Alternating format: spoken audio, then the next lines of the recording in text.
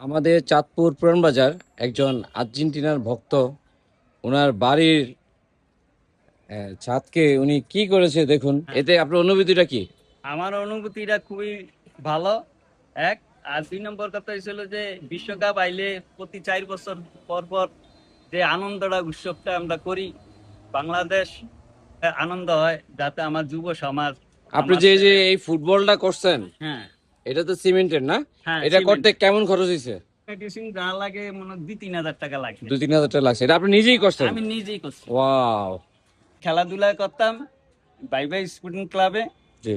আমি এখন অবসর, কিন্তু আমার মনের ভিতর খালি ফুটবলই জাগে। তার জন্য আমি খেলাধুলা করি না, দেখে এই শোডাউনটা আমি ওইখানে দেখলাম আরেকটা ইয়ে করছেন, এটাও কি আপনি নিজেই করছেন না? হ্যাঁ, এটা আমি নিজে করছি।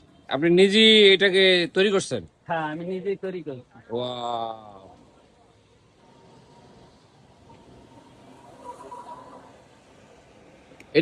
এটা ভাস্কর্যটা কিসের, মানে কার? এটা মেসি। মেসি না? মেসি। আপনি কি এটা নিজে করছেন না? হ্যাঁ, আমি নিজে করছি। উনি এটা নিজে তৈরি করছে। আপনারা দেখাচ্ছি এই বিশ্বকাপটি, গোল্ডেন বল আছে, তাও আমি আপনারা দেখাচ্ছি, এই দেখুন।